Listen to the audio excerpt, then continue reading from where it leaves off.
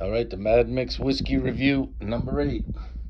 Now this one's special. This is my homemade barreled whiskey. What this basically is was we started out with a 2-year-old bourbon. Basically, it was a 2 year. I had a bourbon that was 2 years in a 10-gallon barrel, and a year and a half in a 5-gallon barrel. Now, as everyone knows, the smaller the barrel, the faster it ages anyway. So we basically had a 2-year bourbon.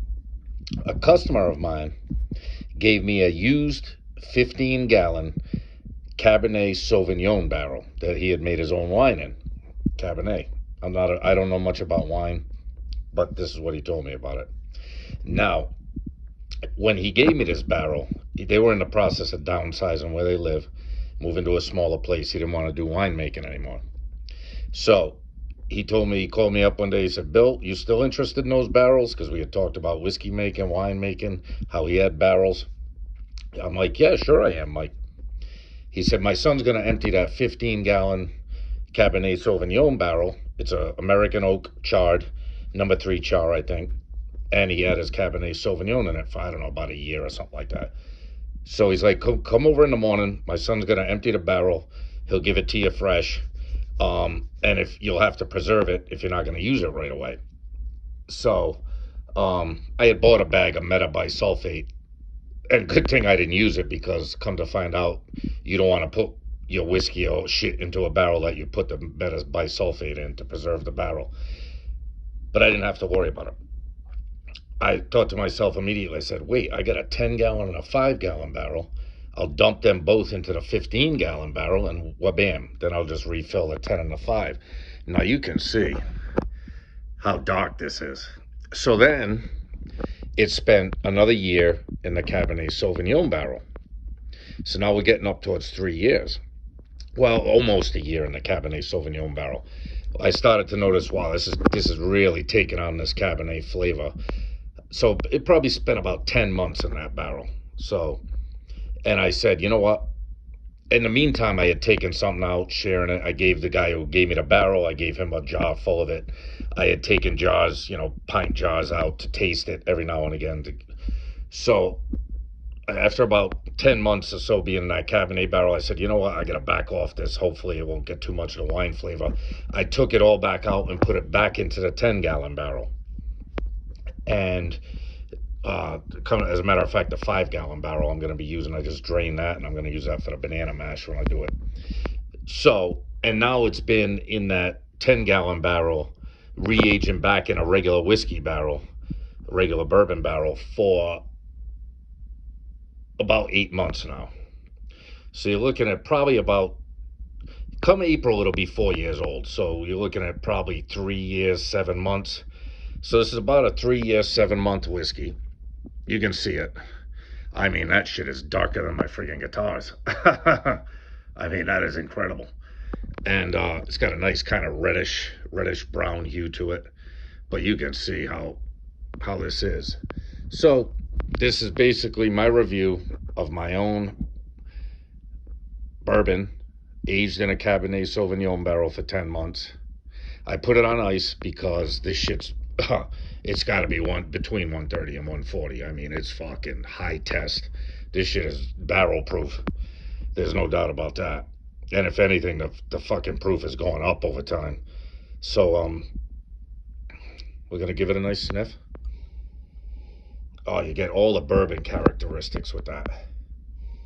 You get all the bourbon characteristics. You get that nice brown sugar, vanilla, maybe even a little hint of maple and oak, but not strong oak, like not that rancid, overpowering oak smell. And then wafting up there up my nostrils is that hint of Cabernet. And I don't know if you can catch it. You can see the fucking legs on this shit. This shit is packing some fucking oiliness to it. Yeah, it basically smells like a bourbon, a smooth bourbon. It's not even ethanol-y. It smells hyper smooth on the nose with like a hint of, I don't even know what the characteristics of a Cabernet Sauvignon are. I'm not a wine drinker. I I think I tried his wine one time, but I don't know if it was a Cabernet. It might have been like a Merlot or something like that, because he used to make different kinds of wines. But this was definitely aged in Cabernet.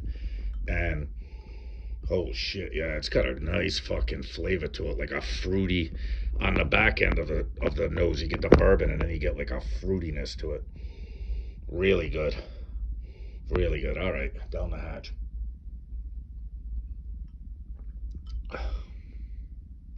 Oh yeah, oh yeah.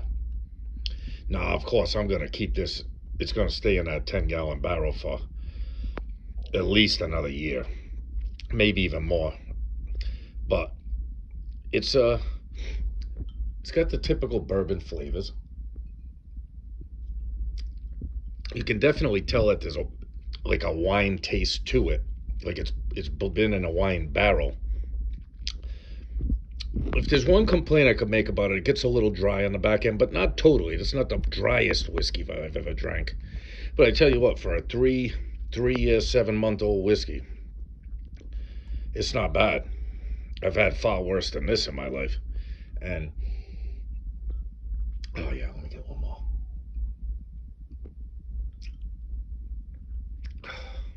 Yeah, smooth. It don't bite you. The ethanol is really settled down on this.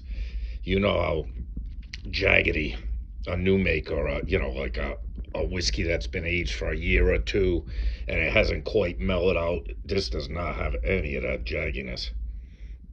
You can see them nice legs running right down that thing. Yeah, this has got some oomph to it. This is good. The one thing about whiskey making is you wait so long for it, and of course you never know what you're going to get. Well, you kind of know what you're going to get. Whatever you use for ingredients is what you're going to end up with, and the quality of the ingredients obviously helps. But I'll tell you what, not too bad, for being one of my first barreled whiskeys, and then finishing it on another barrel, and then bringing it back to a bourbon barrel so that we can knock down some of that Cabernet flavor that got imparted. And once I put it in that Cabernet barrel, like, the color took off. But I think that's probably because it was so fresh. Like I said, his son had emptied that barrel the very morning I picked it up, and then within a day I had my whiskey in it. So that barrel was not empty for more than 30 hours. You know what I mean? At the most, probably even less, probably like 24. I think I picked it up, took it home, figured out that I was going to put my other barrels into it, and then went ahead and did it. And it was less than a day and a half later. So I know this isn't something that you people could ever taste unless you fucking shoot me a DM and want to stop by. Hey, I'll be more than happy to share it with you.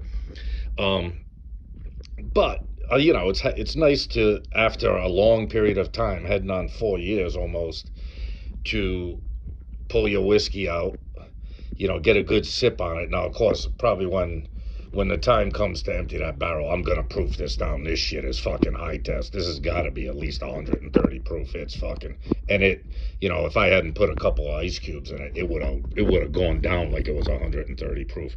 So I'd have to find the proof point where the most flavor comes out of this. But, to all you people who are either making shine, making whiskey, it's a game of patience. It's a marathon, not a sprint. You know what I'm saying? And to be able to pull out a whiskey that's been sitting around for over a year, 3.5 years, and give it a good whack. And I think with another year or so of aging, just on regular oak, I think it'll be fine. And then once I proof it down to a respectable proof point, I'll have to test it. I'm gonna have to come up with different proof points, taste them, and see what squares out as the best final proof for this to wind up at. But you could do far worse than this. You know what I'm saying? I'm kind of enjoying it. So, cheers. I'm sorry that I'm doing a review on something that most of you will never get a chance to taste, but hey, if you live in the Northeast and you're in the neighborhood, shoot me a DM. I'll shoot you out a freaking glass of it. Maybe even a little jar of it. You never know. So, hey, guys. Hey, and to my Celtics, let's go. Let's get another championship. Let's do it, people. All right. I love you guys. Here's the whiskey making. Here's to making that shine. Here's to enjoying a good drink after a hard day's work. And here's to loving your family and friends. All right? And love yourself, most importantly. Be good. I'll talk to you all soon. Later.